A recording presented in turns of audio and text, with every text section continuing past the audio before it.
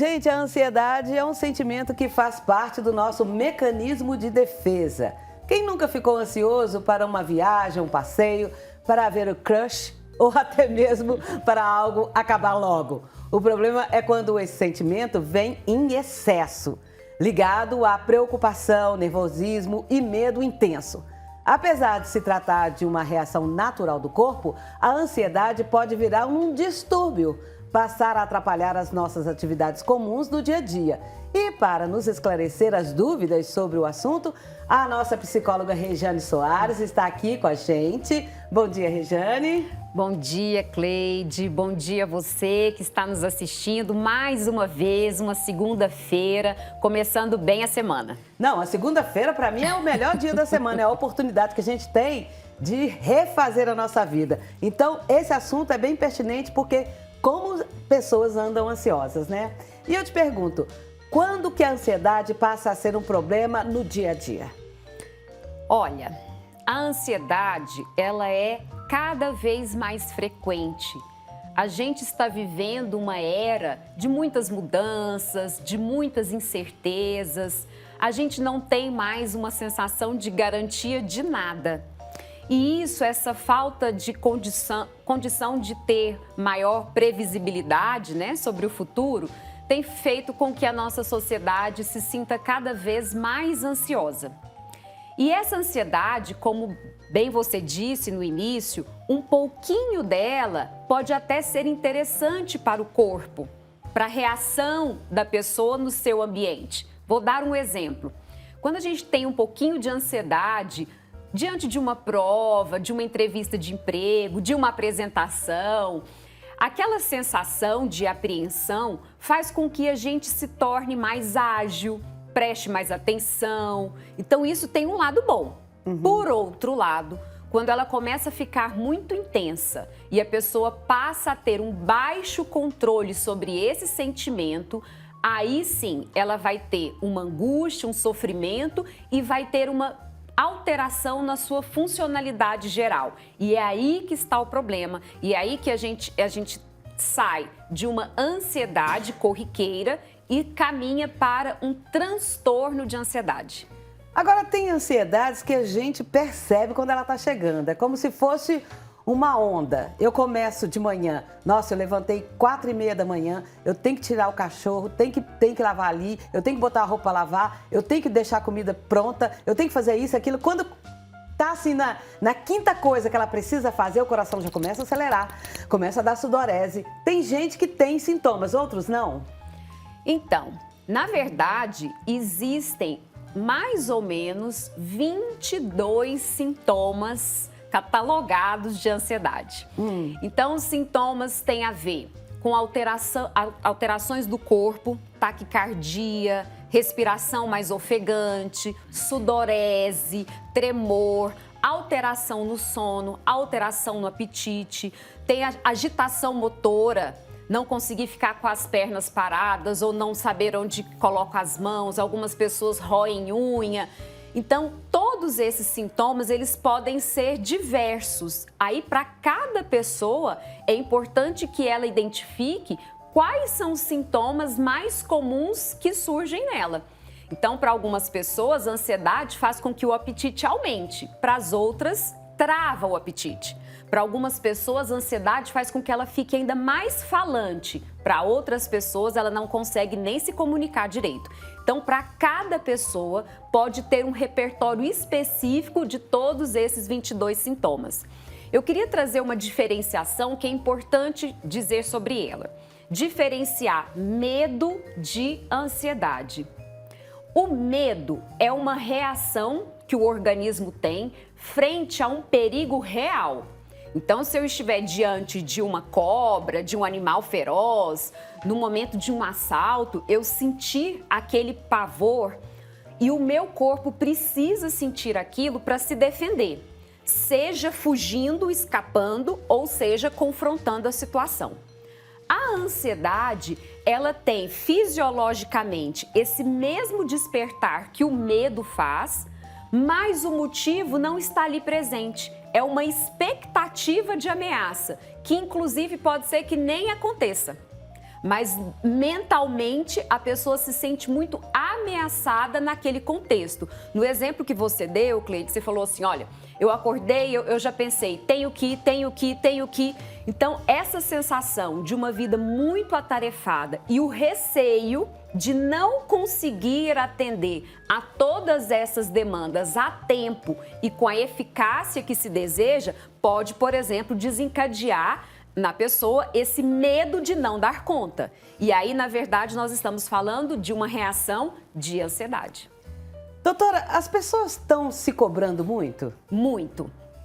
As pessoas estão num patamar de idealização que é muito disfuncional para elas.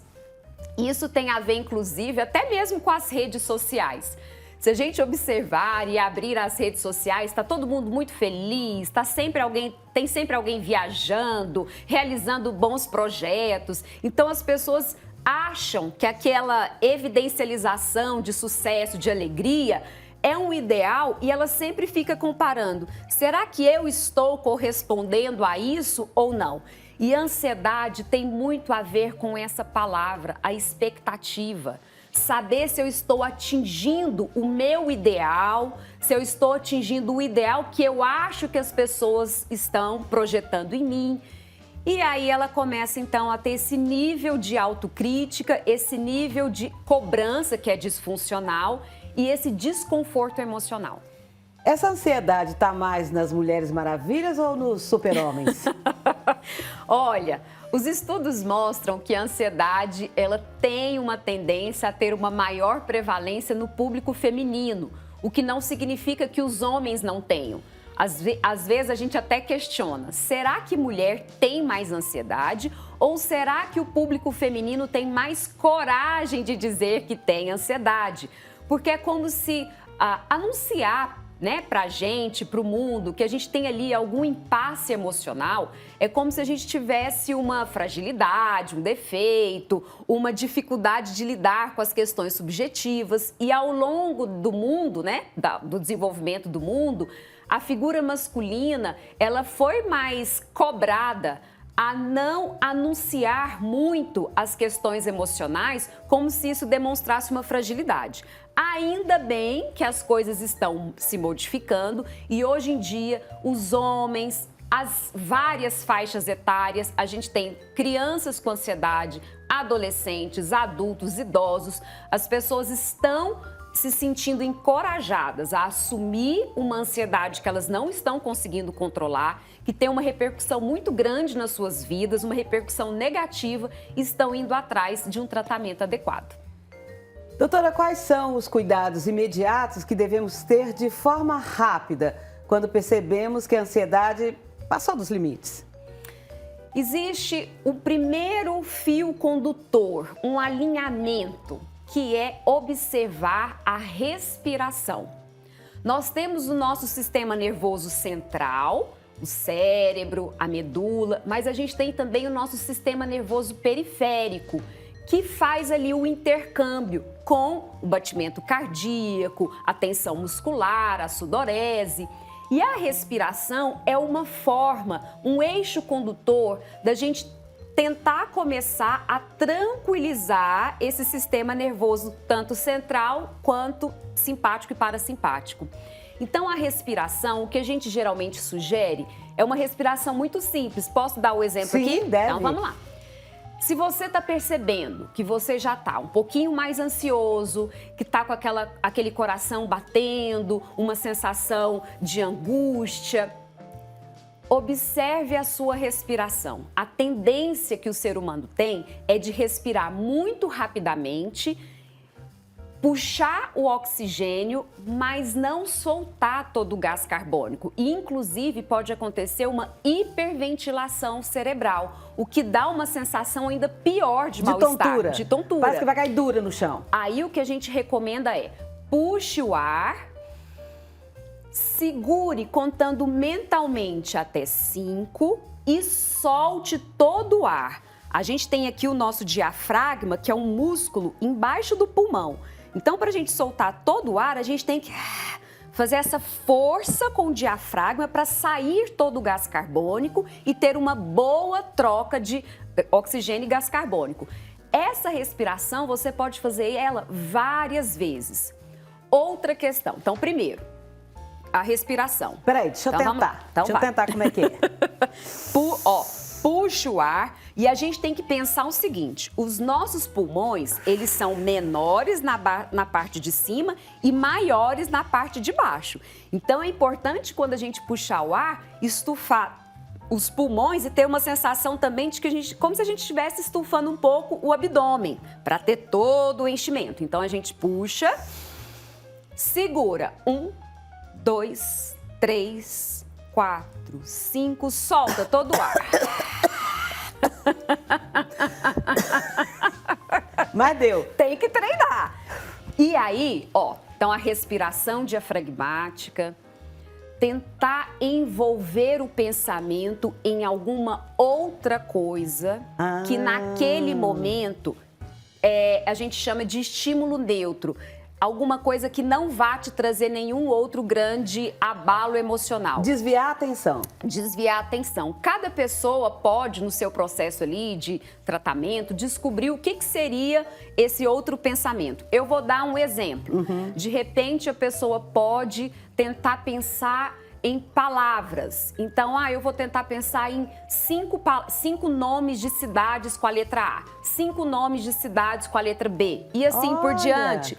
Porque o que acontece? A gente tem que ter uma compreensão dessas reações emocionais. O cérebro é um órgão fantástico. Quanto mais a gente entende ele, melhor a gente consegue administrá-lo. Então, olha só, tem uma região no nosso cérebro chamado sistema límbico. E lá nessa região é que estão as manifestações das nossas emoções. Então, quando a gente tem uma crise de ansiedade, tem uma regiãozinha chamada amígdala. Não é aquela amígdala aqui da garganta, é a amígdala cerebral. E ela está disparada. Quando a amígdala dispara, nós precisamos ativar uma outra região do nosso cérebro, que é uma região que vai fazer com que exista uma autorregulação da emoção, que é essa área pré-frontal. Então, quando eu estou fazendo o exercício, por exemplo, de buscar palavras ou de contar de 5 em 5, soletrar palavras, eu estou ativando mais essa região e aí, quanto mais ativada essa região fica, eu vou gradativamente diminuindo a excitação da amígdala cerebral. Olha que interessante. Então, gente, respiração, tentar se distrair com um outro evento, isso para quando a ansiedade já está ali, o transtorno de ansiedade já está ali instalado. Mas a gente tem que também fazer um tratamento preventivo, que por que é que a pessoa está tendo tão frequentemente situações provocadoras de tamanho desconforto. Aí vem outra história, que aí é a parte mesmo da intervenção mais psicoterápica. Pode ser, uma autocobrança, é a busca por um ideal, é uma possibilidade de enxergar a si mesma ou o mundo de uma maneira muito catastrófica, achar que com ela o que ela tanto deseja nunca vai acontecer, achar que um problema está sendo talvez hiperdimensionado e ela interpretar que ela não será capaz de lidar com as dificuldades da vida. O que está ali por detrás de pensamentos que estão provocando o corpo nesse nível de reação de ansiedade com a vida e com si mesma? Doutora Rejane, eu estou ouvindo aqui lá em casa, né? E tenho na minha casa uma criança, tenho meu marido, tenho um filho que são super ansiosos. Sim, eu entendi que a ansiedade deles estão no nível muito alto, mas enquanto eu não tenho a atitude de levar para poder fazer um tratamento, e às vezes eu falo assim, mas você não pode ficar tão ansioso assim não. Mas eu só sei falar isso. Mas o que eu posso fazer para que essa pessoa, pelo menos, entenda que ela está tendo uma crise de ansiedade? Então, vamos lá. Para a gente falar das crises de ansiedade, eu queria falar das possibilidades do transtorno de ansiedade. São 5 possibilidades. Existe o transtorno de ansiedade generalizada, que não tem nenhum evento, nenhuma situação específica que desencadeie a crise de ansiedade. Pode ser qualquer situação. A pessoa às vezes não sabe nem identificar o que é. Existe o transtorno de estresse pós-traumático. Aí sim, aconteceu um evento muito estressante, um assalto, alguma coisa de um embaraço muito grande emocional. E aí, aquele evento, toda vez que a pessoa se aproxima de alguma lembrança ou de alguma situação que remeta a esse trauma, ela tem a ansiedade. Existe o transtorno obsessivo compulsivo, que também está dentro dos transtornos de ansiedade. A pessoa desencadeia algum pensamento e ela acha que ela só vai se acalmar se ela conseguir ter o comportamento que atenda àquilo. Então ela fica, por exemplo, será que eu tranquei a chave? Será que eu tranquei a porta? E aí ela fica com aquela obsessão, tranquei ou não tranquei? Tranquei ou não tranquei? Aí ela tem o comportamento, que é ir lá e ver se trancou a porta. Só que isso feito várias vezes, então não é um de vez em quando, chega a atrapalhar o dia a dia da pessoa. Então, transtorno de ansiedade generalizada, o transtorno de estresse pós-traumático, transtorno obsessivo compulsivo, existem as fobias, também estão dentro dos transtornos de ansiedade. Então, fobia de lugar muito fechado, claustrofobia. Fobia de lugar muito aberto, agorafobia. Fobia de insetos, fobia de altura. Então, tem várias fobias. Por que é considerado um transtorno de ansiedade? Porque na maioria das vezes não existe um risco tão eminente assim, mas ela interpreta aquela situação como uma situação que vá comprometer o seu bem-estar. E existe o transtorno de pânico. A crise de pânico talvez seja a mais assustadora para quem sente, para quem convive, porque é um fenômeno de uma manifestação muito aguda dos sentimentos, das reações da ansiedade, podendo levar a gente, inclusive, a desmaios. Meu Deus! Então, por isso que perceber a ansiedade é uma coisa muito importante. E muitas vezes não tem uma fórmula mágica, mas o que a gente pode, respondendo a sua pergunta, tem um familiar que tem ansiedade. Naquele momento de uma crise maior, acolha, traga sentimentos de tranquilização. Se precisar, abrace. Se for uma criança, agache na altura da criança, olhe como se estivesse trazendo para ela, está tudo bem, você não está em risco, embora o pensamento dela acredite que ela esteja vivendo algum risco, tá? Ajude essa pessoa, o seu familiar, a respirar e ajude essa pessoa a se distrair com alguma outra coisa para que o cérebro volte numa regularização da emoção um pouquinho mais eficaz, tá?